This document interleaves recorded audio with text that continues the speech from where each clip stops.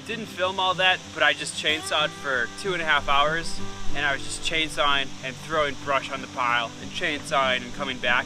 It's a lot more enjoyable when I have the brush hog to kind of clear out all the small vegetation that I can chainsaw the bigger stuff, but that's where I'm at today. I need to get that brush cleared out so I can rent a backhoe and dig my foundation.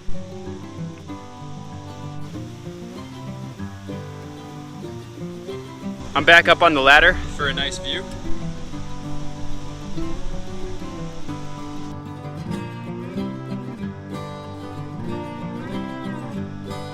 Here is the work in progress brush pile. I just piled all of that up right there. I'm gonna take a quick break from that chainsaw and I'm gonna actually hook up these solar panels down here. The solar panels are pretty simple. They just have 2 connections. They've got a positive and a negative. And so you go positive to negative with the solar panel next to it. Likewise with the other one on the other side. And then a positive and negative that run to the grow watt inverter inside. Then I'll build a rig for them a little bit later once I get the land cleared, but for now this will provide me enough power to just charge my batteries, which is laptop, cell phone, camera batteries. I'll pull out the negative and I'm gonna pull out the positive right here, and they just snap together. So now I'm going to take these wires, I'm going to snake them through the wheel well again, and then I'm going to run black to the negative, red to the positive. Same thing on the grow watt, and then I'll have solar power tomorrow when the sun's facing the solar panels.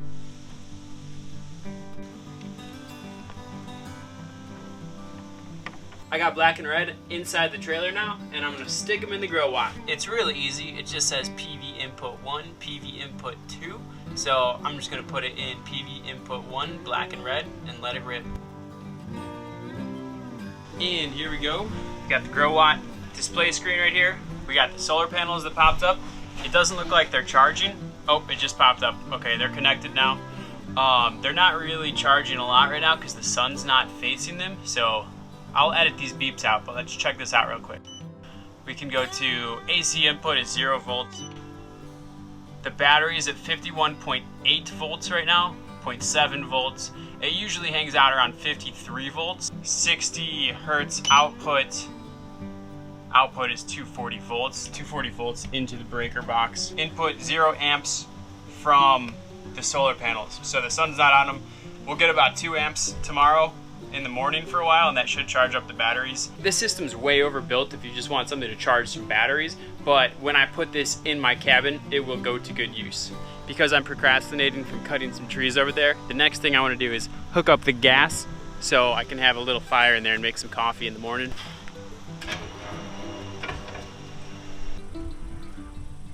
Got gas? Oh, we got fire. Sweet. So I took a break, had some lunch, and then I walked over and I checked out my hole right here. This is the 3rd one that I hand augered, and 5 feet down I can hear water. I don't know if you can, but there's a foot of water down there, and then there's bedrock below it, or what I assume to be bedrock. So it might be worth it to hand auger another hole right over here, maybe like 20 feet away or something, just to check it out.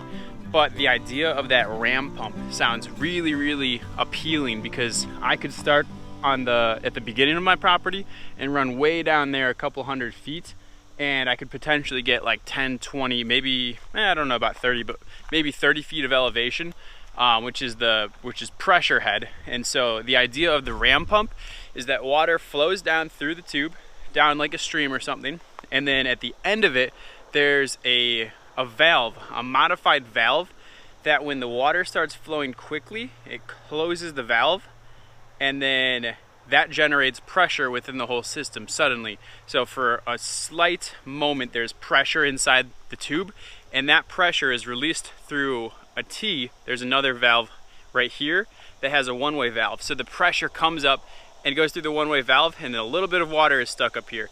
And then the cycle repeats. The water flows through that valve, it closes it all of a sudden, and there's pressure, and then this reopens.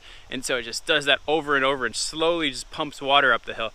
They're pretty cool. So I might walk that river right now and check out to see if I can get enough elevation. And if so, I'm just gonna put a ram pump down there and I'll just have running water. I guess into the bushes I go.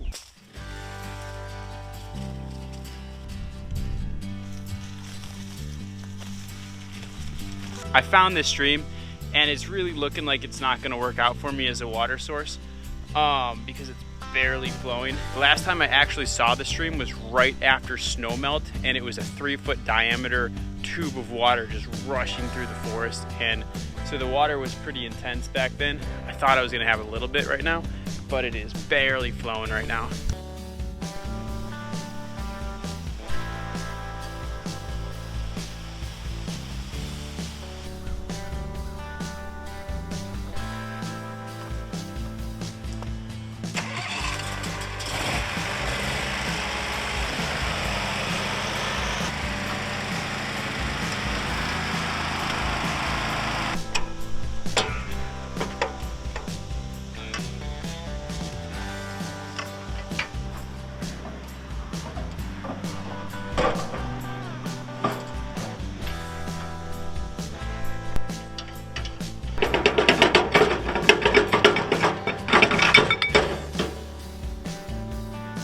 This is the broken pulley, and this was spinning separate from this, and then molten metal was spraying all over the place for a couple seconds.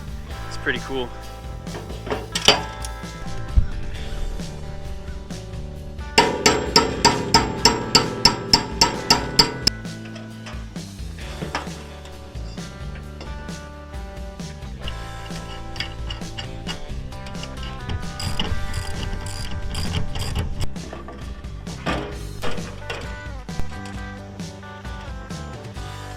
This pulley that broke right here, as insignificant as it is, because it's 28 bucks, it's been holding me back for like 10 days now. And so I'm gonna be able to do a lot of work right now that I have this thing running again.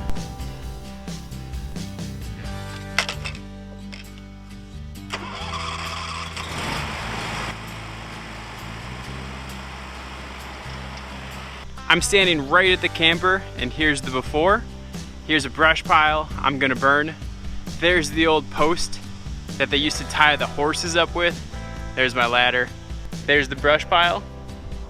Here is the build site right around here, and I'm gonna mow this down real quick.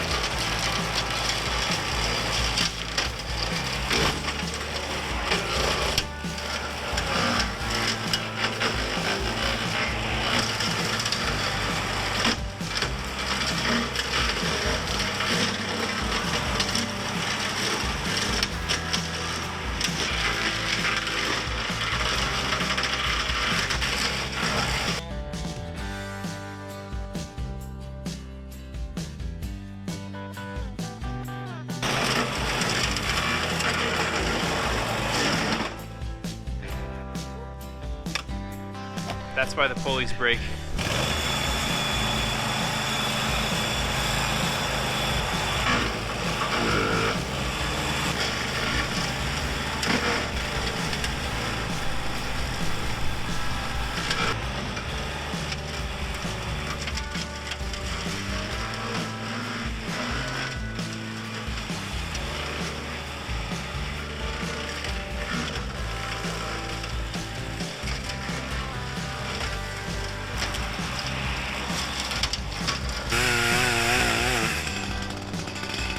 Chain popped off of this guy, but look at that progress.